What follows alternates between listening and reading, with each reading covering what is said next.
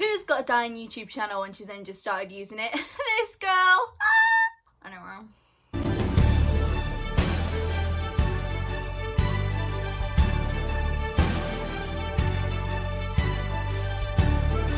Hello, welcome back. If you are new, hi. If you're not, well done for sticking around. Because I found out you shouldn't read analytics, because I found out people only watch the first 1 minute and 55 seconds of my videos and then they stop. So that's nice. Thank you, analytics, for telling me the horrible truth of this app that I've decided to use. That's grammar. There you go. Grammar for you. Anyway, that's not the point. I couldn't think of anything to talk about, but this week I've decided to talk about failed love stories. Because I've got a couple. I've got a few. There's one in here that I've not figured out how I'm going to explain it yet. I might have to edit it quite a lot. It's not a very exciting video. It's more of a sit down me talking about my life video, which can sometimes be boring because who wants to hear about my life? Not many people. Just put together it's literally a tiny little list of a few stories that I have, mainly from uni, of people I've dated. I'm not going to use their names. We shall see. So we'll start with love story number 1. Right, so in my 3 years at uni, I went on 1, 2.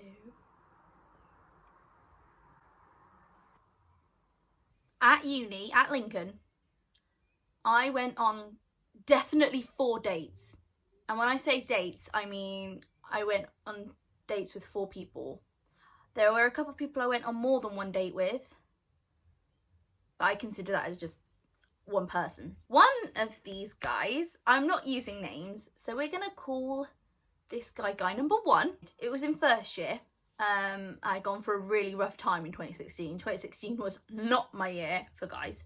But I met this guy who I found out was in my year and in my course. He was on my course, he was in my year. I ran into him on a night out and got a bit tipsy-loo. We started talking and he took me on a date and it was lovely. It was a lovely date and we went on a few dates actually, and we ended up slightly dating for about a month. He took me on another date to Nottingham. Now I was having a really bad day. I was having really bad anxiety. I've got really bad anxiety problems. We sat on the train on the way home from Nottingham and we sat in the carriage where you got 4 people like that. So table in the middle facing each other.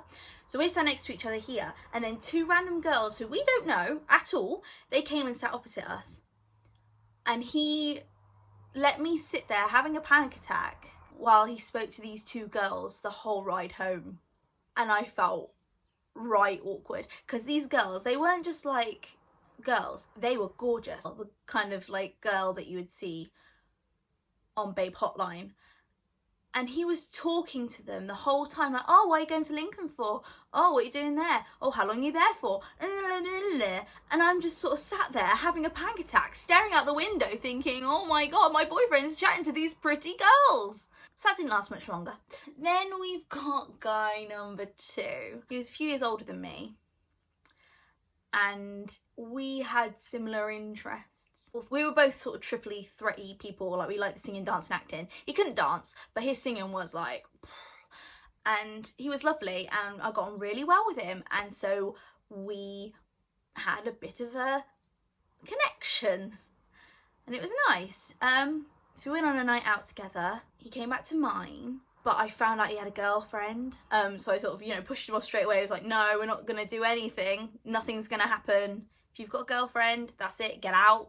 We can be friends, but get out. So we became friends, but then he dumped her a few months later.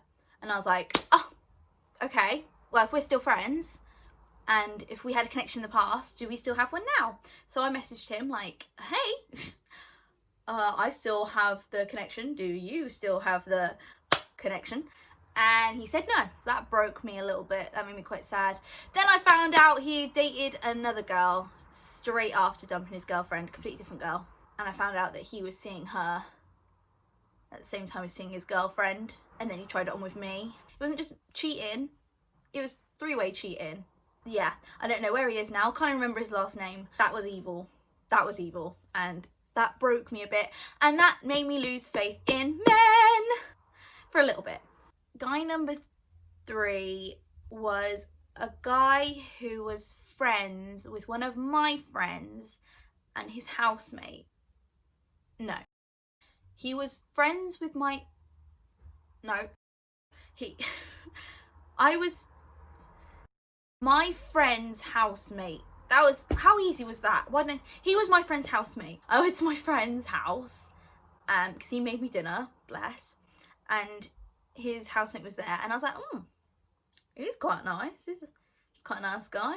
And I saw him on a night out once, and me being a little bit, you know, again, a bit tipsy-lo. You're at uni, you've got to be. I'm sorry, but you do. I saw him on a night out. I went flying down these stairs. I went up to him and went, "Hey, you're my friend's housemate." And he goes, "Yeah." That was it then. He asked me out on a date, and we went on a date that lasted 7 hours. It started at 2 o'clock in the afternoon and ended whatever 7 hours from that is. We were in a coffee shop for 6 hours, just sitting there talking to each other, and it was it was so nice.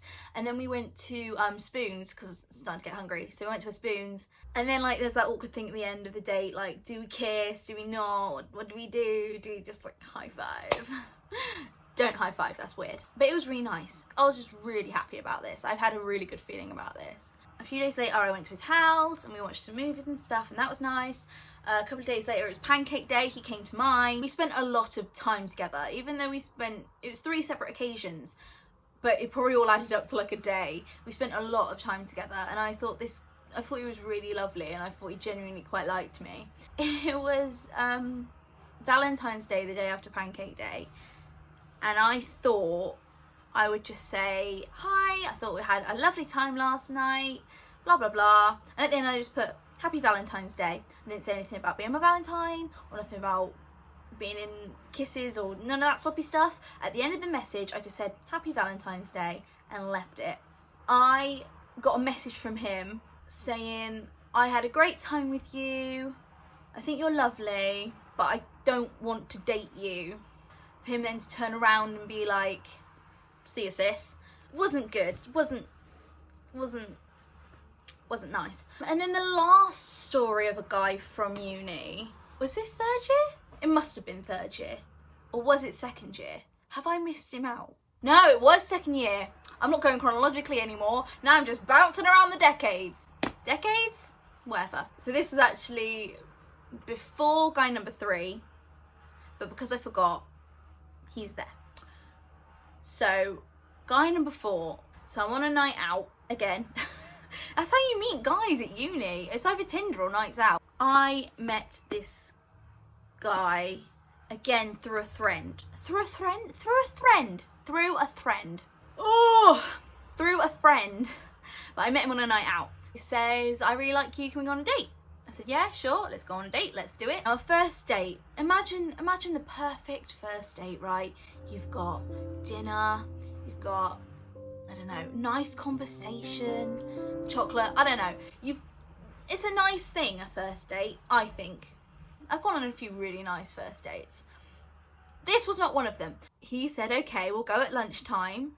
I'll pick you up around 3, 2 or 3. We'll go with 3 for now. I'll pick you up at 3. I get myself all dressed up. My face is ready. My outfit's ready. I'm feeling good. I get a message at 2:45 saying, "I'm so sorry. I've just gone back from work and I need a nap." So I said, "Oh, right." And he said, "I can still meet you. I have work again later, but I can meet you about 5, I think it was, 5 or 6. We'll go with 6. We'll go with 5. This was 3 years ago, cut me some slack. I'm stood outside, it's 5 o'clock. He's not there. He turns up at about 25 past 5 or something like that. Not happy. We were probably there for like an hour. So we left about 6:30. And then he goes, "What if we go to the cinema?"